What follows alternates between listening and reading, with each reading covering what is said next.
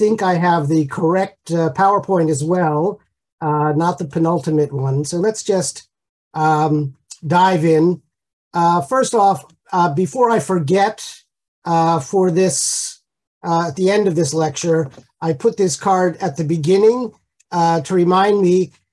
Many of you sent me questions, and I appreciate it very much, and I tried to answer all of them. You can send me questions or information at any time to samuelgruber@gmail.com. Just give me about a week to follow up. Don't ask me about travel advice, though. I am not a travel agent. And secondly, I asked you if you would like to learn more about some of the artists that I'm talking about. I've written more extensive essays on my blog over the last 12 years, and you can find that at Sam Gruber's Jewish Art and Monuments, and we'll put that into the chat as well. Okay, so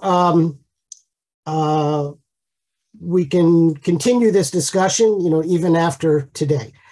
I'm going to rush a little bit, but I am going to go a little bit into detail right at the beginning about Benno Elkin, because I had this query from his granddaughter. I was just going to show his late work, but I am actually going to dive back and look at some of his early work, some very beautiful sculpture that he did in the Dortmund East Cemetery in Germany in the early part of the 20th century, because looking at this kind of emphasizes some of the things we talked about in the earlier lectures, but it also gives us some transition when we want to talk about commemorative art, something we have not looked at so far. So we've looked at symbolic art, a little bit of abstract art, and figurative art in the context of the synagogue over a long span of time, actually going back to the 18th century with the art decorations all the way up to some 20th century modern works by Ibram Lassow and Herbert Ferber and others, who I'll touch on again briefly at the end of this lecture. We haven't talked about the realm of commemorative art. Most of us, when we think about Jewish commemorative art today, are thinking about Holocaust memorial monuments. And that's an area that I'm deeply involved in now. At the end of the talk, I'll tell you a little bit about a project. We're doing a big database on Holocaust memorial monuments around the world. I'm actually teaching a course on the Holocaust and the visual arts right now. But there's a long tradition of commemorative art, obviously in the Jewish and the non-Jewish, the Christian community, commemorative art for all sorts of things. Jews tended to commemorate catastrophe, Korban, with inscriptions, with texts, with memor books, that is Yizkor type books, lists of names. Occasionally, by the 19th century, you began to get decorative memorial plaques and other types of cutouts and decorations.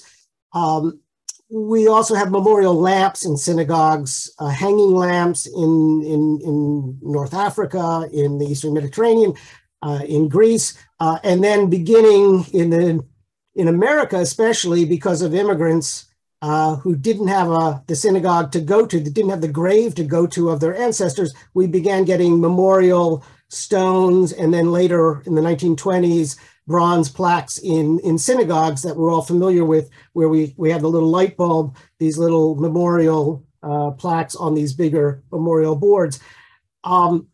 Cemeteries, there is a long tradition. I showed you in the very first lecture some images from Siret in Romania and a few other synagogues, a few other cemeteries, including the one where my own great-grandparents are buried in Raduț in Romania. And those are from the 17th, 18th century on, and they have very richly carved stones. So you'll remember those with the animals, the lions, and their candlesticks for women. But generally, Jewish gravestones tend to be rather modest and give information, textual information, but they're for the most part, there's not a lot of art.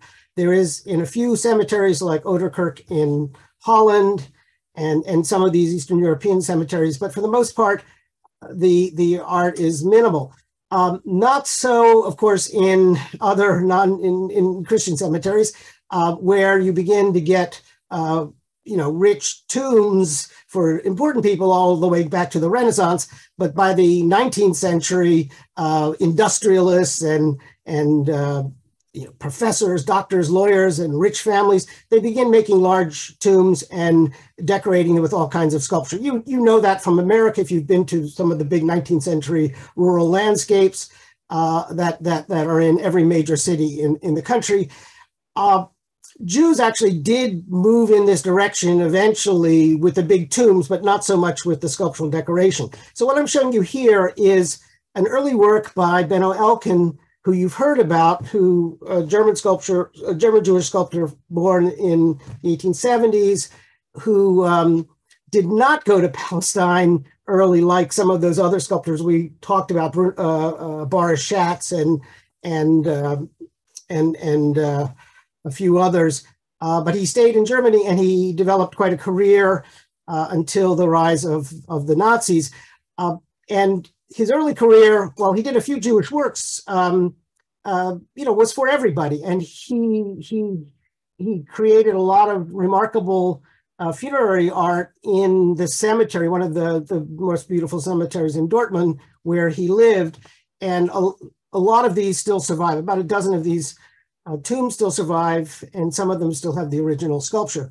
So the one on the left is a beautiful work from 1904 called "The Wandering," of a young woman, kind of contemplating maybe moving on from one world to the next.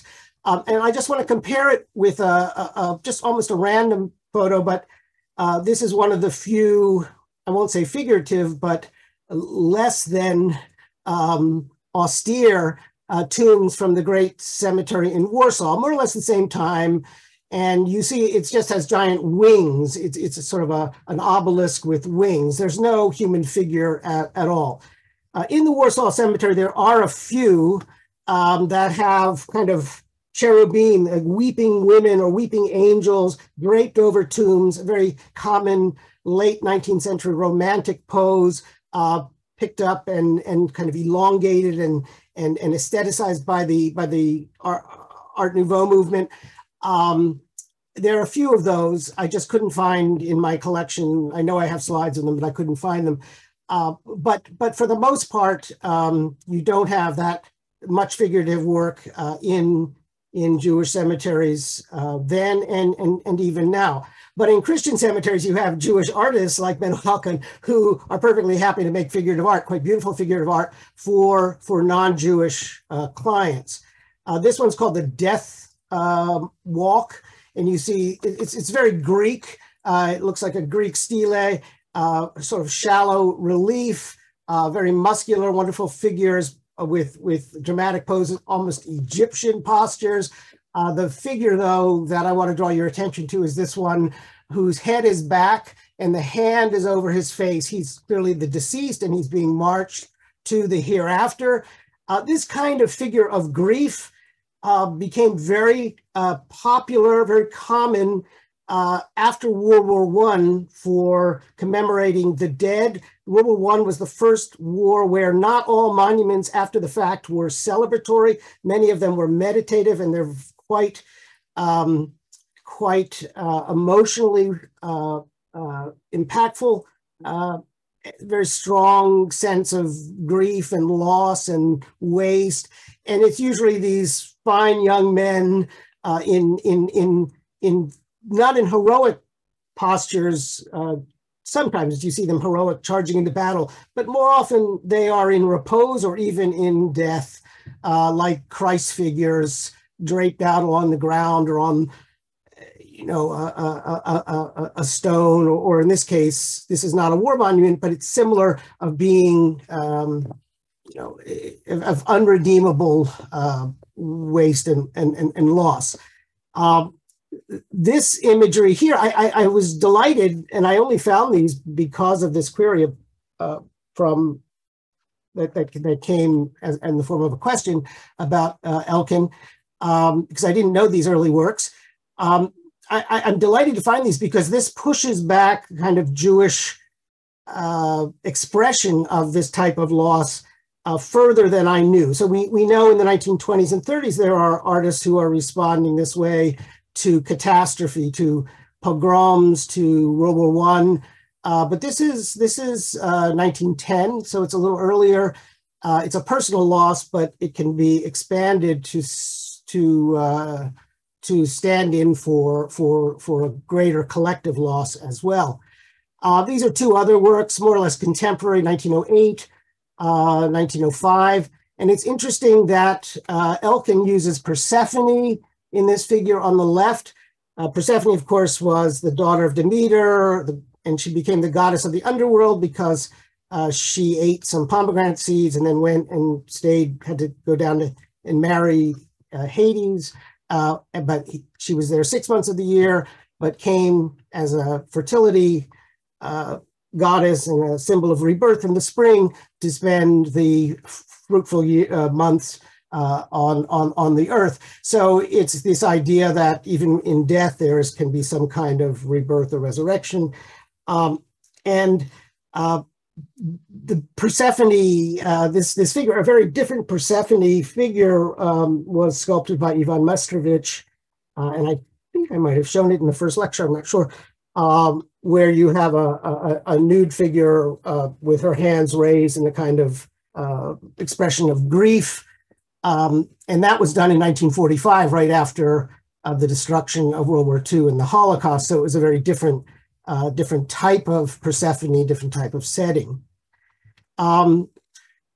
So Elkin did a number of these. I think there are 12 in that cemetery, maybe 8 of which survive intact, and I can't show all of them to you. But he also did some World War I monuments, and this is just one of them. He did several. And these are what really caught people's eye after the war and helped make his career in the 20s and 30s until the rise of Hitler in 1933, when he had to leave the country and he went to England.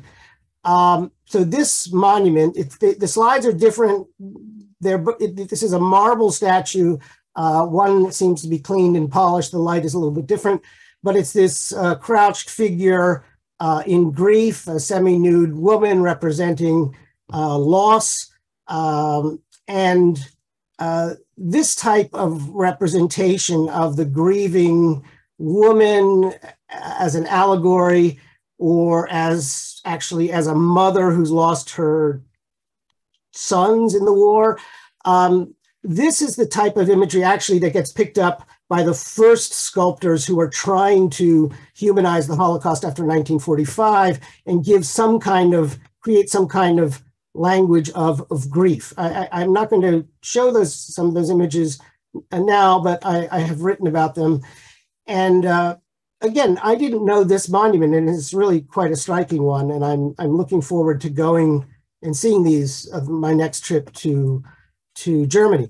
When I think of Benno Elkin, I think of his post-war works, and we'll look at those in just a minute, which are quite different entirely than this very elegant work. And this work, you'll see, is similar to some of the work by some sculptors in America that we have not looked at yet. So Elkin's work was not primarily Jewish in Germany at this time, though he did obviously have Jewish clients, and he worked in some Jewish situations. Just 2 works here from the interwar period, Hanukkah menorah or Hanukkah from about 1929, that's now at Cambridge University. And it's the Maccabees, and it's the heroic arrangement. We looked at one of his works early on. I think it was with Judith. This is in a tradition of showing either the Maccabees or Judith atop the menorah that we saw in the first lecture, dates back to Renaissance Italy.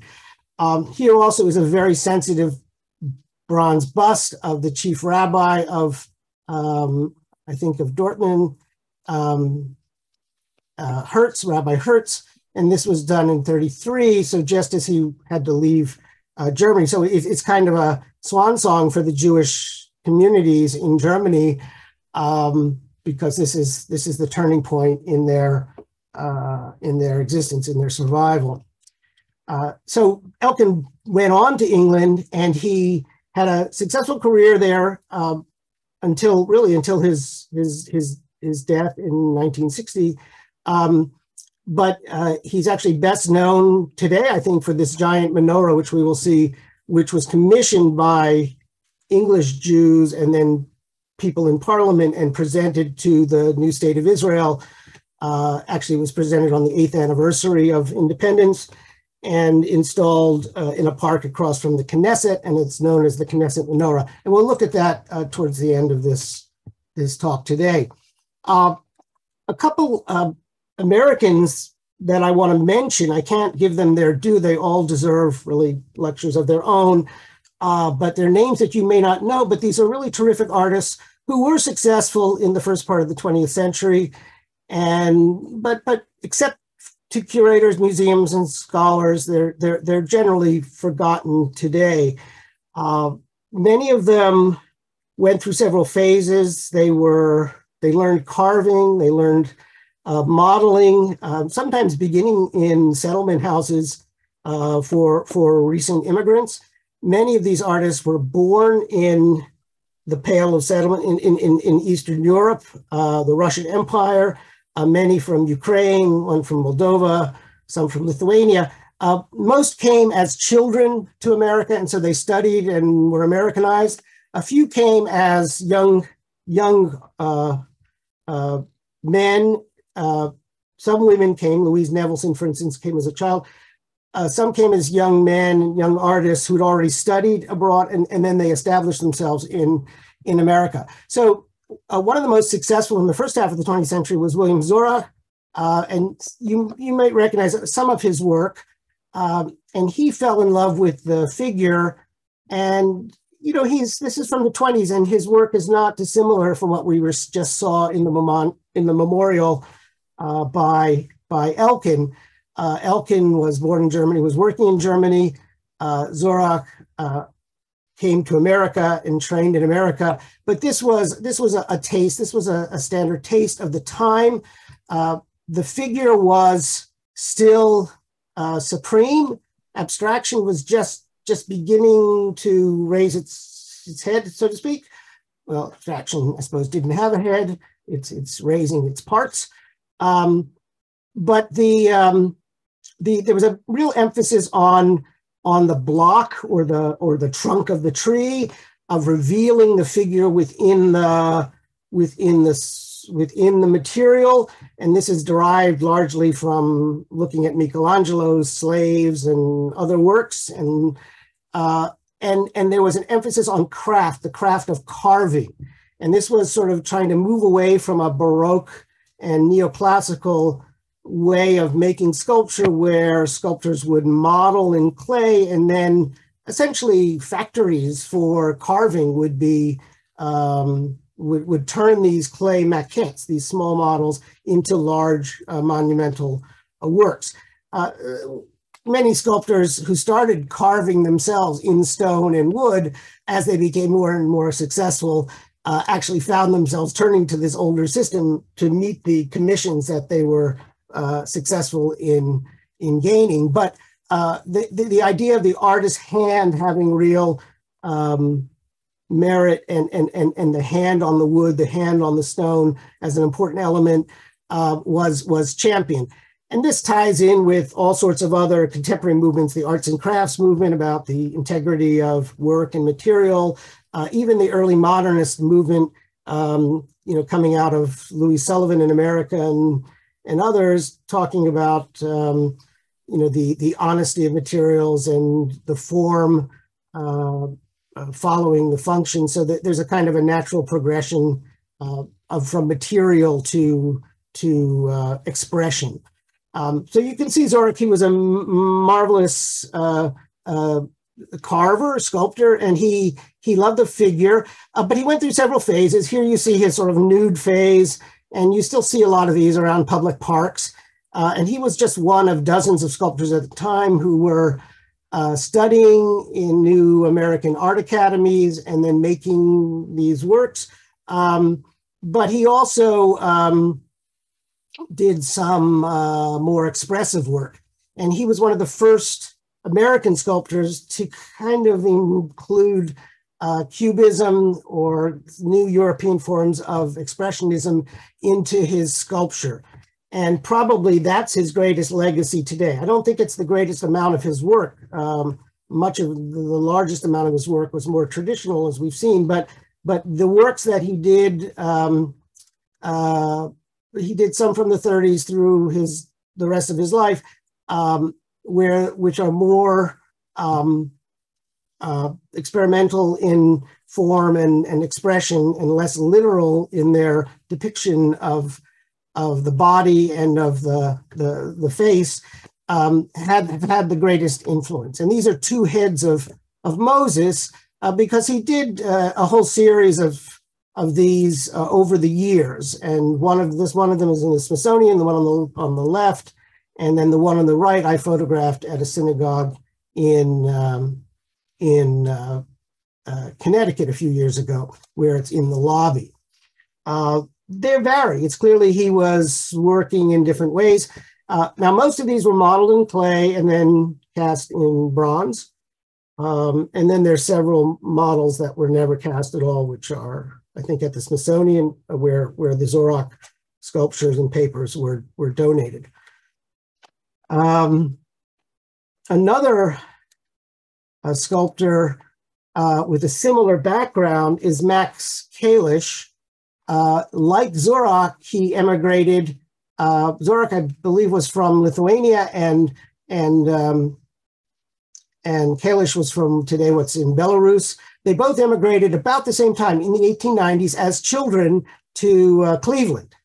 And they both worked in Cleveland. And Cleveland actually was a big center for American art for, a good part of the 19th and a good part of the 20th century. And if you've been to Cleveland, you know they have one of the best art museums in America. So it was not the way we think of Cleveland today. It was a major industrial center, a major economic center, and it was a great magnet for immigrants. There was a huge immigrant population. My father's family grew up in Akron, which was nearby, which was like a mini Cleveland, so to speak. But Kalish was more of a literalist in his form. He's also very much inspired by Michelangelo. He's also inspired by sport, and you can almost see in this rail worker doing the spikes for the rail, how he also looks like a baseball player swinging a bat. And he used real models, and he made many works that showed men at work. And his style was very traditional, very conservative in this way, representational, but his politics was more radical. And these were works that were meant to celebrate the working man. This was the time of socialism and communism in America, very strong among Jewish immigrant groups. It was also leading up. These works were done just before just the beginning of the Depression, and just before the New Deal. Many of the Jewish artists, these immigrant artists, survived in the 1930s by working on federal projects through the Works Progress Administration, the WPA, and creating monuments, creating post office murals, creating school, theatrical productions, all sorts of things. And in the WPA was like the army for artists, and it was a great melting pot where people from different regions of the country met, but also from different ethnic groups met, and importantly, people who espoused different artistic styles met, and they influenced each other. And we have a real mix of styles of sort of conservative realism, classicism, and also quite radical work that incorporates Cubism, Expressionism, and other European styles. So I want to show you Aaron Gudelman. Gudelman grew up in Russia, came to America. He studied in Odessa, so he came as a real working artist, but still a young man. He was a Yiddishist and very active in Yiddish culture, and he was also an ardent communist. and he was art editor of a Jewish cultural magazine, and very, very engaged in both art, but the politics of art in America during the interwar year. He's also known as the illustrator of a lot of children's books in both English and Yiddish, and in some ways that's what he's best known for today, but his sculpture was really remarkable. This work that you see here, it has the same kind of form as that work we saw by Benno Elkin of the mourning woman, the memorial for World War I, the head on the hand, wrapped up. This could be a mourning woman, it could be a sleeping person. It's actually called Happy Landing, so it must be maybe someone who's lost in dreams. But it's that it has that kind of form, but you can see it retains the block of the Tennessee marble, and it is not meant to be seen. It's meant to be seen as much as stone as flesh. It's not trying, like a Bernini sculpture of Apollo and Daphne, to fool the viewer, to turn the marble into flesh. It's so soft you can see the fingers press into it. No, there's no doubt about the stoniness of this stone, of this figure. This is art, this is representation, this is not reality. And it means that art has a different role. It's not about mimicking, it's about translating and interpreting and expressing. And that's not just something that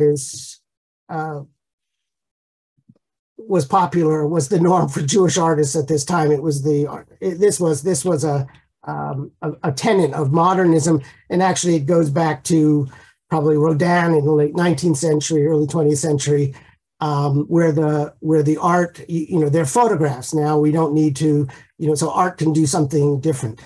But I really want to show you Gödelmann's figures of workers, because he too was an ardent communist, more so than Kalish, but just equally engaged with representing working men and women.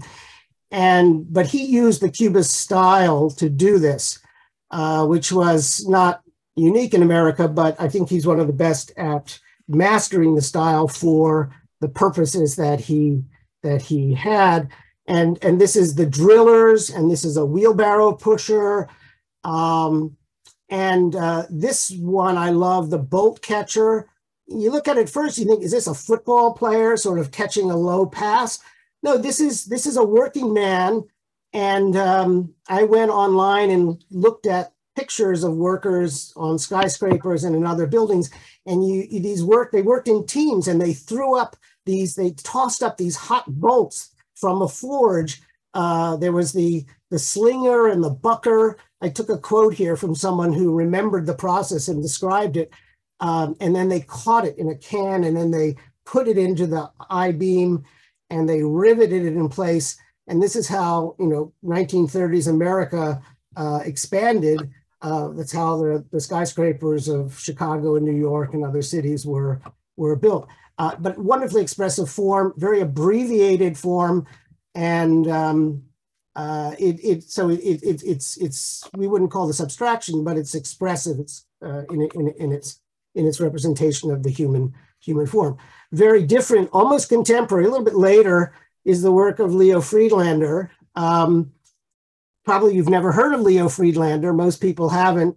But if you live in New York and in Washington, you've probably seen or if you visited, you've probably seen his sculpture, because he was a prolific decorator of buildings with relief work.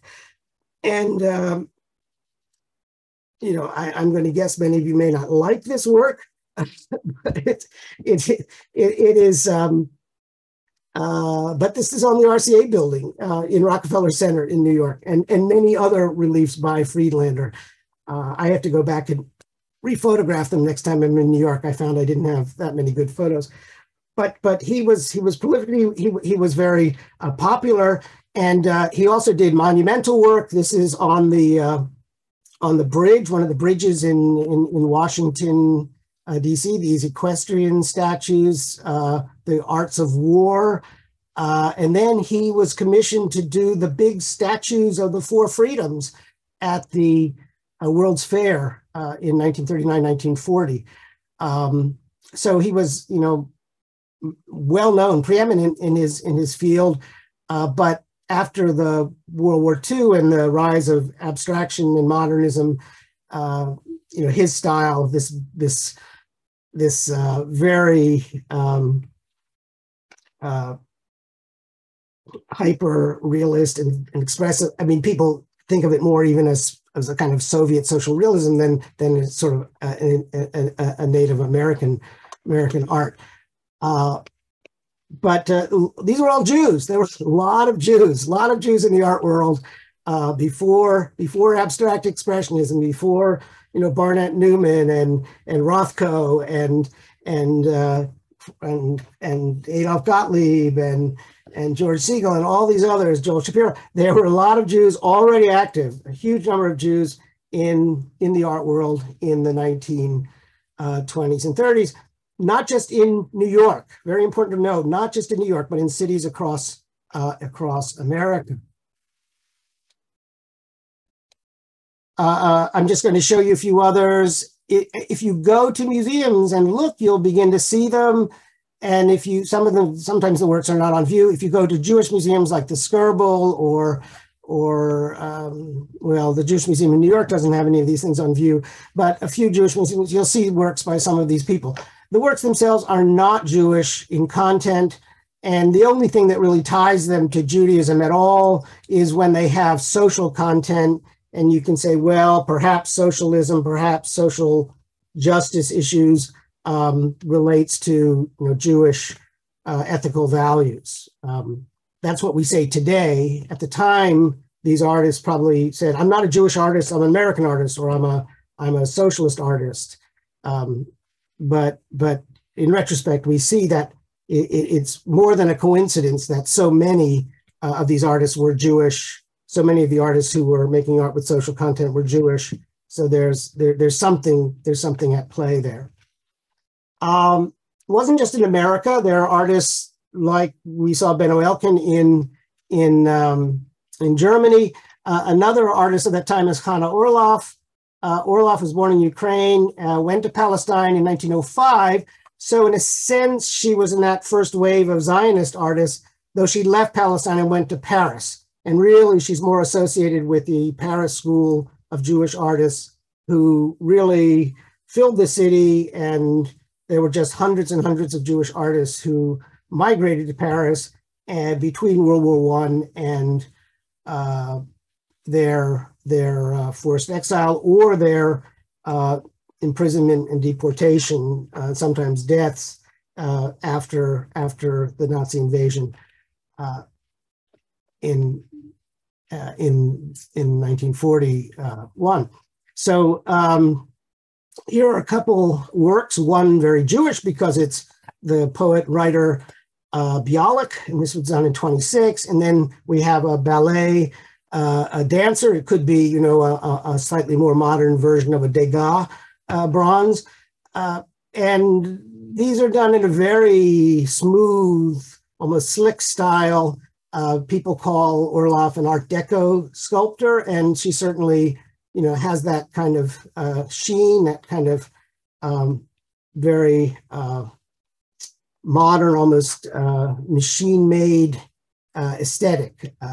None of the fingerprints, of the artist here. Very different from what we saw of Gudelman, for instance.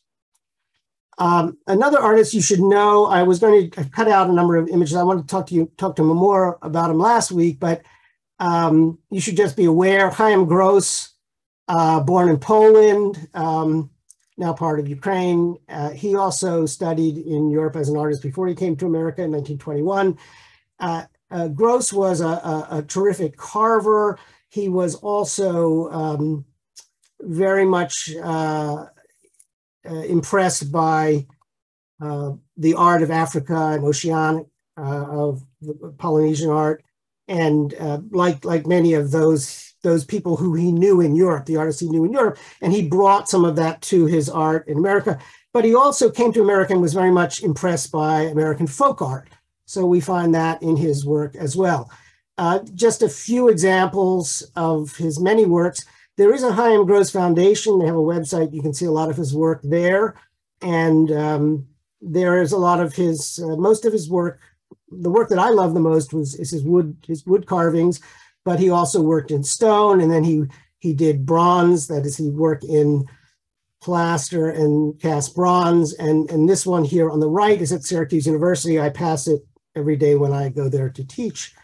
And it's, you know, the figure, the human figure, is paramount.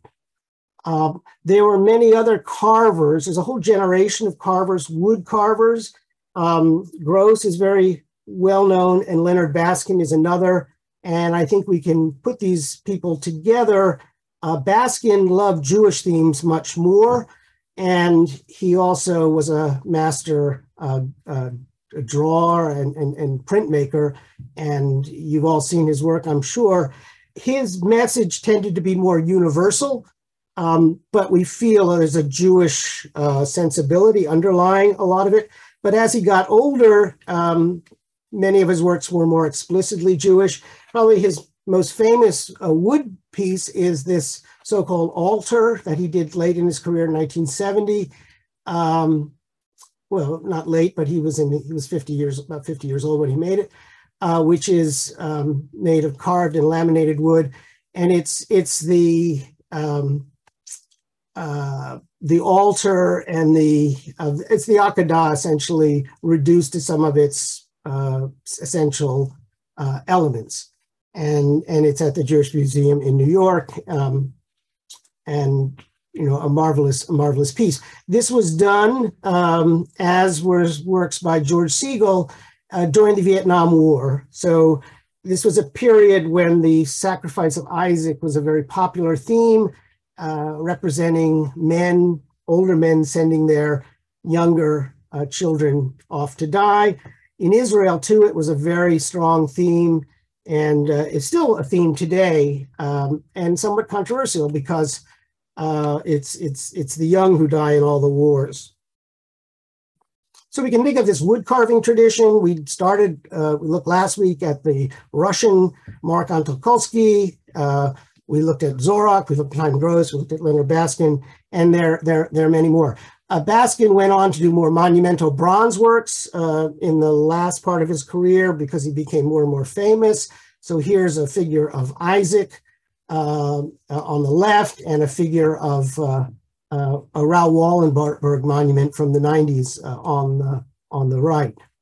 Another artist you may never have heard of, but was a terrific sculptor, is Albert Weinberg, who was from Hartford, Connecticut, studied at Yale.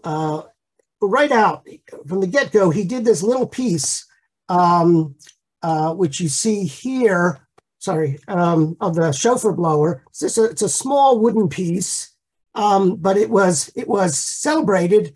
It's carved in wood, and it was shown at the Museum of Modern Art, and he was in his early 20s, and he's they gave him a show when he was quite young. He got a fellowship. He won the Rome Prize, the American Academy of Rome, and was sort of off to a stellar career, but various things happened, and he never really got the notoriety he felt he deserved, and he never, and there was a number of family crises which affected his life, so he had an up and down career, but he left behind a terrific body of work. Most of it is not in museums. I've rarely seen a Weinberg work in a museum, but they are often at synagogues around the country. So keep your eyes out for them. Probably today, his best known, it's not there. Okay, maybe I have it later. His best known works are a series of big bronzes called Procession, which we'll look at. How are we doing for time? Okay, I'll give myself a few minutes. And then I'm just throwing in a couple works of my mother.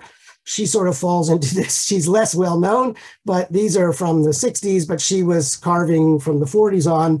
And these are two Jewish works. She's remembering the synagogue of her grandfather, of a chazan and a rabbi. And these two carvings, I don't know where they are today. They were sold long ago and have to try to track them down. And then other works, this one, the Olenu, which she remembered again of the old rabbi being lifted up by the younger men during the great Olenu. And then this is one of her last carvings when she was already, I think, in her 70s or 80s. very hard olive wood, and it's meant to be Hannah and Samuel. Okay, so we're going to jump to some important works quickly. And I want you to look at the Warsaw Ghetto Uprising Monument of 1948, and in Warsaw, designed and sculpted by Nathan Rappaport. It's the most, even to this day, it's probably the most important Holocaust memorial. Everyone looks to it. They either love it and emulate it, or they despise it and try to do something entirely different. It combines two faces, a heroic face and a tragic face. The heroes are the fighters on the front, Mordecai and Yelowitz, who you see here, very stoic, holding a grenade, and other fighters around him with sort of traditional art historical references. And that's what it faces the square. Now there's the Pauline Museum, which is built across the way. And on the rear, there's the relief of the Jews being deported to their deaths. It's on the site of the great synagogue, or actually it's across the street where the great synagogue was that was blown up. But the great synagogue had these menorahs in front, and the monument has these sculpted bronze menorahs with lions. Here you see the front and the back. The front was the one that has been celebrated, for 50 years. In the last 20 or 30 years, people now are paying more attention to the back, because the idea of heroism in the Holocaust has broadened. Resistance is seen in many ways, and not just those fighters of the ghetto, but all the victims need to be remembered. So this is really in the tradition of French heroic sculpture, of which Rappaport knew a lot. And he had studied in Paris. He'd seen these monuments on the Arc de Triomphe. But he also knew the heroic tradition of the Zionist sculptors like Nozick, which we saw before, of Judah Maccabee, and Yelowitz was seen as the new Maccabee or the new Bar Kokhba. He's looking to art. Here is this woman fighter with a machine gun or a rifle, and her face recalls ancient reliefs like this one on the Arapachos on the left, and also Delacroix's great woman with the flag on the barricades in Paris. So these are the two types. We have massive, deep relief, almost three-dimensional figures in bronze, and then we have this low relief of these mourning figures on the back in stone. And the stone relief, which was carved in place, recalls a lot of the iconography of Jewish painters of the late 19th and early 20th century who were commenting and commemorating and protesting the pogroms that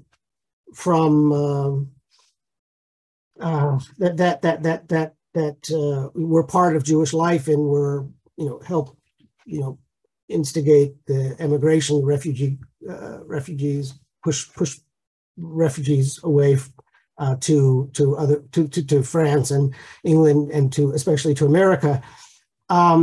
But he's also harking back to works like the Arch of Titus in Rome, of the destruction of the temple in Jerusalem, the carrying of the ark of the menorah to Rome. And in place of the soldiers carrying the menorah, we have the Jews and the old rabbi, clutching the Torah to his breast. And you might remember I showed you that wandering Jew sculpture by Nozick, which was very similar to this. A bearded man holding a Torah scroll comes out of that tradition. So this is totally different from the way modernists and abstract artists are confronting catastrophe. So just to remind you, just 10 years earlier, Picasso had made the Guernica to commemorate the destruction of the bombing of a village and the killing of the people in Spain. These are two different languages, and they are at odds, and they will remain at odds. And even today, they remain somewhat at odds. So now we come back a little bit to Benno Elkin. This is a work, a memorial to the dead of war. It doesn't specify which war, and it could be all wars, and it's the dead. It doesn't say these victims or those victims. It's just the human suffering, the tragedy. This is a work that was never realized, and you may have heard about this earlier on. when I was having technical difficulties. This is actually a screenshot of a digital, of a reconstruction. The sculpture was never completed, and it's only known from a series of photographs that were recovered. But by using modern technological means, a kind of 3D modeling was done from the photographs, and it presents this view. And so you can go to Dortmund to what's known as Benno Elkin Alley and use your tablet or your phone and use it with the QR code. You can recreate the monument that never was. Very interesting concept. I just want to talk about the iconography. It is a scene of destruction, and it harks back to this imagery of destruction that goes back to Goya, that goes back to Ludwig Meidner, a lot of painters who painted this sort of thing, Felix Nussbaum. But we don't have too many sculptures that are this explicit at this time. This was done before he died in 1960, and therefore it has a level of explicitness rather than symbolism that we find in survivor paintings and works of art, but very rarely proposed as public monuments. Today, if you've been to Miami by any chance and seen the memorial to the Holocaust by Kevin Treister, you will be familiar with this type of tortured figure, suffering figure as an explicit, painful memorial. But in the 50s and 60s, artists were looking for a cooler response, more symbolic. Elkin also is known, I said, for the menorah, this big menorah that's at the Knesset. It's not a Holocaust memorial. It's really a celebration of the establishment of the State of Israel. So it's not about destruction. It's about renewal. And then the scenes on it, there's so many, so we can't look at all of them, but you can find photos of most of them online. And it's the heroes of Jewish past and symbols of Jewish virtues and law and whatnot in high relief, very expressive forms, and harking back to Rodin's Gates of Hell, harking back to some of the other expressive works. And this is more or less contemporary to the Louise Cache's Arc of Revelation that I showed you in the first or second lecture in Rochester from the late 50s. And they're all looking at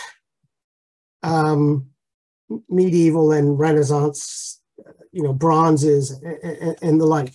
But this doesn't have any of the coolness of his early work, doesn't have the smoothness, this finesse. This is meant to grip you. It's meant to be a powerful statement, emotional statement, and repeated again and again. But it's also a history lesson. This is Jewish law, halacha. And we're not going to get to abstraction, clearly.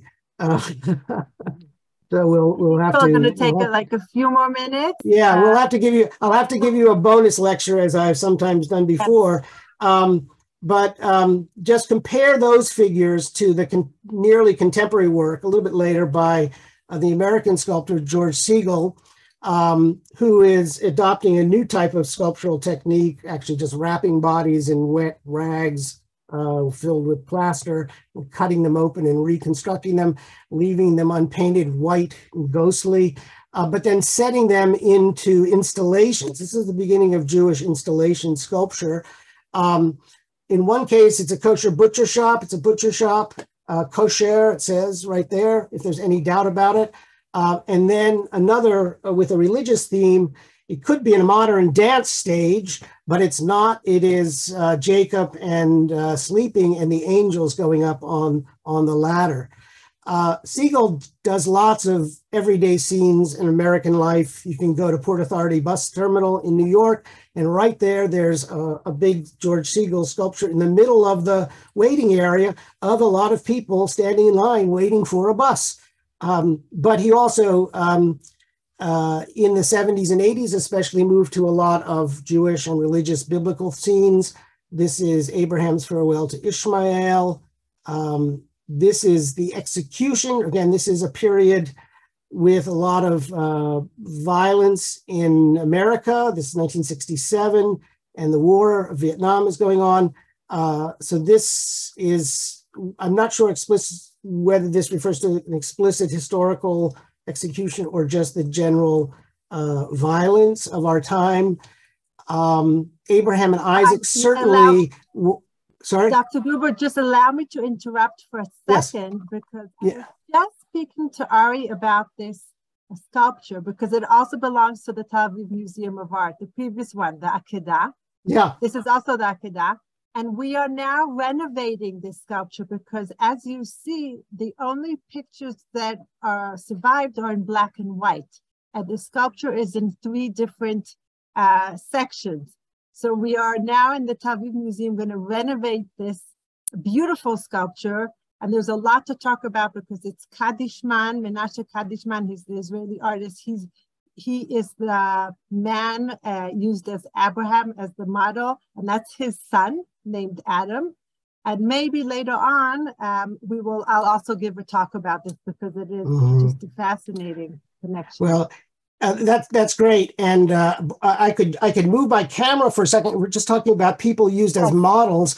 There's a, I don't know if I can share this, but over my study wall, there's a portrait there of my father. It's by the artist Ruth Weisberg, a great artist and Jewish artist, former dean of the Roskis Art School at USC, right out there in California. And Ruth used my father as the model for Isaac in a series of big installations and paintings that she did. So that's an interesting talk or article. Who is the models for what? Artists often use their family members. In this case, there are several versions of the Akedah by Siegel, and this was done right after Kent State. And this sculpture, this version was actually offered to Kent State and was refused. It's now installed outside of Firestone Library at Princeton University. And I do have color pictures of this one, the way it was cast I think it was subsequently cast in bronze, which is not the norm for Siegel sculptures. They're much more powerful when they're left in the white plaster, I think. I think that's the aesthetic they really support. But this is outdoor, and it's basically a father, about to stick a knife into his grown son. And the expulsion here, which is the Skirbel, there's an installation also at the Jewish Museum now. So you will see Siegel sculptures almost everywhere.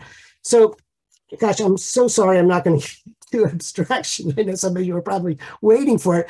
I just want to show you two works, I think, if you will indulge me since we started late. We'll look at the way Siegel uses the human form for a Holocaust memorial, and this is in Legion of Honor Park in San Francisco, where he has a group of figures splayed out, and these were inspired, by his as a child, as a teenager, looking at Margaret Bork White's photographs in Life magazine of the dead, the corpses at Buchenwald and other places, and it also, for many of us, it's very eerie in San Francisco because it also has this recollection of the photographs of all the bodies strewn after Jonestown, the Jonestown suicide massacre. And those were all people from San Francisco. So it really continues to touch a raw nerve. And then there's the one figure who is the survivor, essentially. He's behind barbed wire still, but he looks out. And obviously he's looking out to America, he's looking out to freedom, immigration perhaps, and he's looking out over the Pacific. There are many things you can read into this sculpture. There's also poses like this figure here at the top, who with his arms out, which clearly references traditional representations of the crucifixion. This isn't Syracuse. I'm going to skip this. This is a very interesting work by Tatiana Geller, which combines family memoirs with the sculpture of an arm with a tattoo. but I want to, and this is Albert Weinberg's Procession, and this is his Holocaust monument on the here in Wilmington, Delaware. But I just want to get to, I want to get to one work that you should know, because it corresponds to this. And this is Nander Glid's monument at the Dachau concentration camp in Germany, which was the first public Holocaust memorial essentially to combine the figure and a kind of literal reference to death, but with the language of abstraction. And what he does here is, well, I should say he actually did a previous one at Mauthausen, but this is the one that everyone knows. He creates a screen that combines sort of, makes the contorted and distorted human figures whom we see in profile actually look like barbed wire.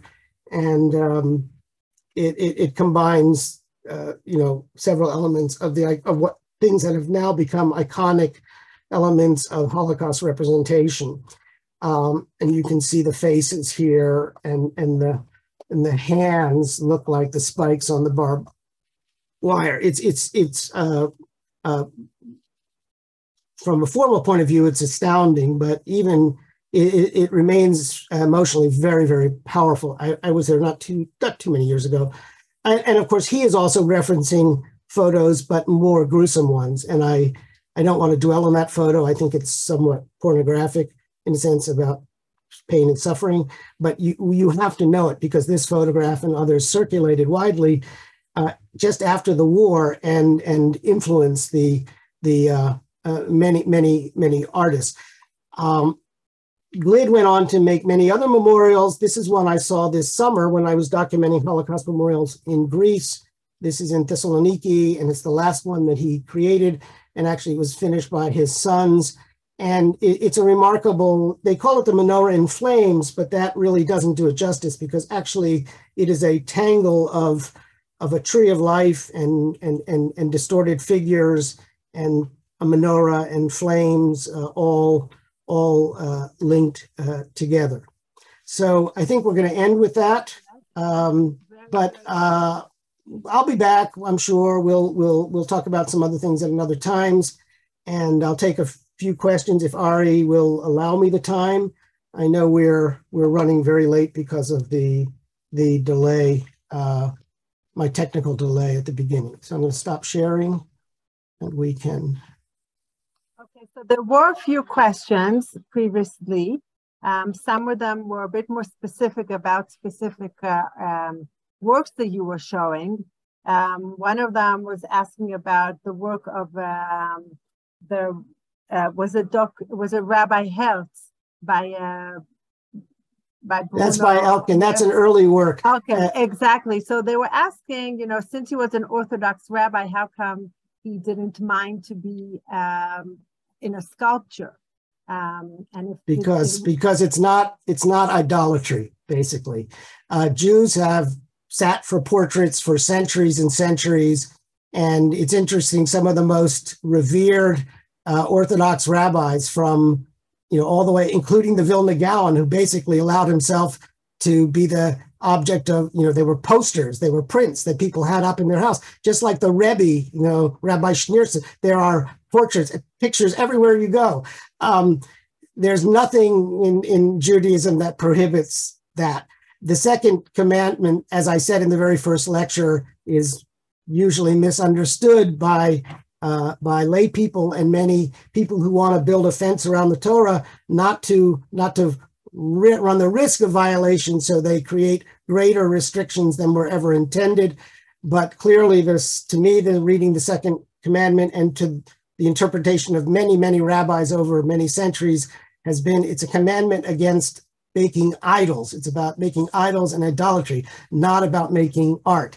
And as I said in the first lecture, Bezalel is commanded by God in Exodus to make art and again, in Solomon's temple, we have art. these passages are as strong or stronger than the one line in Leviticus that prohibits graven images. So so rabbis have not had a problem with that at all. And I should also say, rabbis are known to have very large egos, so many of them love to have their portraits made and their persons remembered for years to come. I think throughout your lectures now, the 3 sessions that we've had, we really have gone through a journey to understand in the beginning what started off more in the Mikdashim or in the synagogues as decorations, until really fine art also is more acceptable today as sculpture, as a form of art.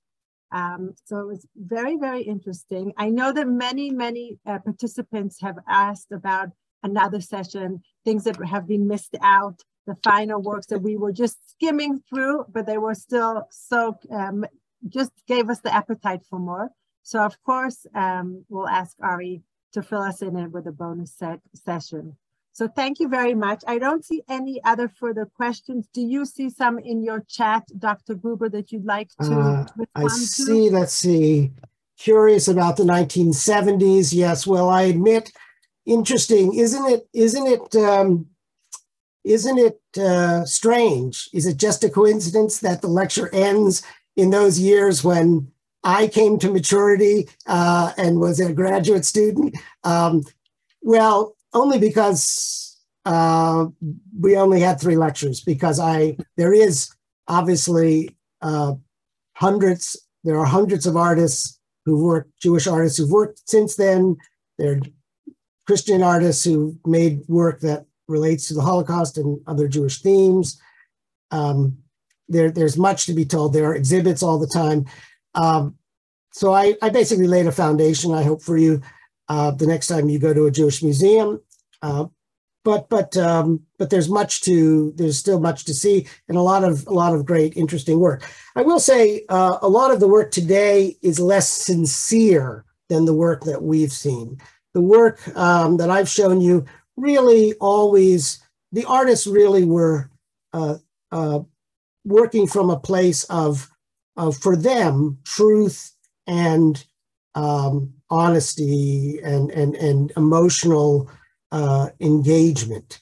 Maybe not for like the equestrian statues by Albert Wein or by a few of the others, but a lot of artists today, since the era of postmodernism, but continuing today, have injected their work with irony, with sarcasm, with criticism.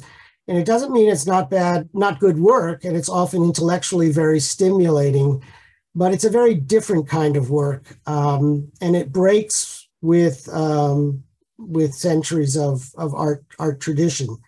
I actually see now, in the last 20 years, maybe more recently, a lot of artists who are trying to return to craft.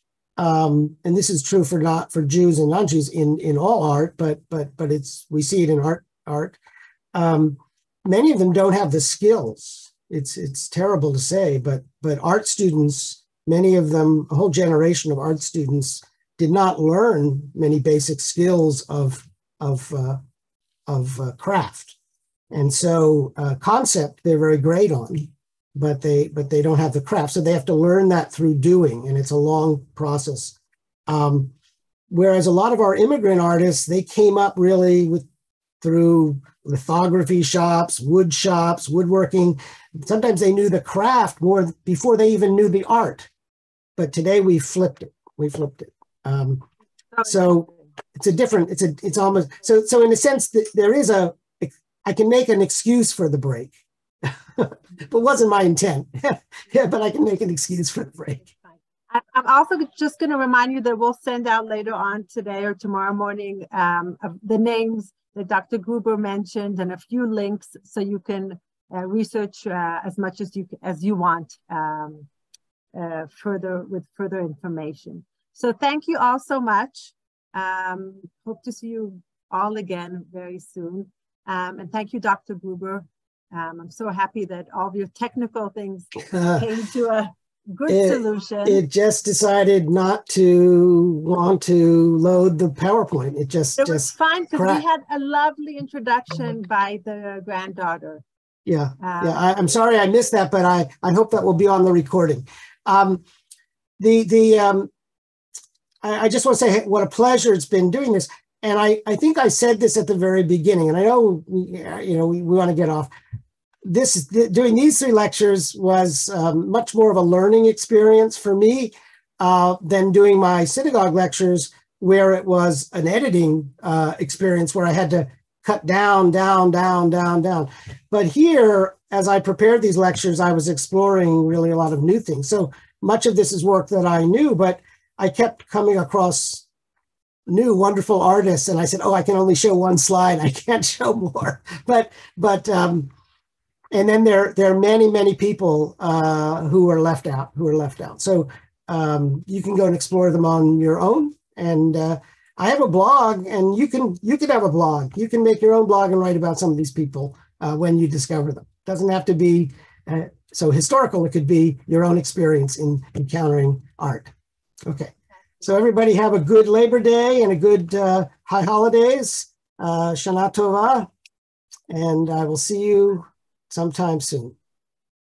Okay, thank you, everybody. Goodbye. Have a great day, evening. Bye, Dr. Gruber. I look forward to meeting you sometime, Sophia. Sure. So am I. Okay, we'll be in touch.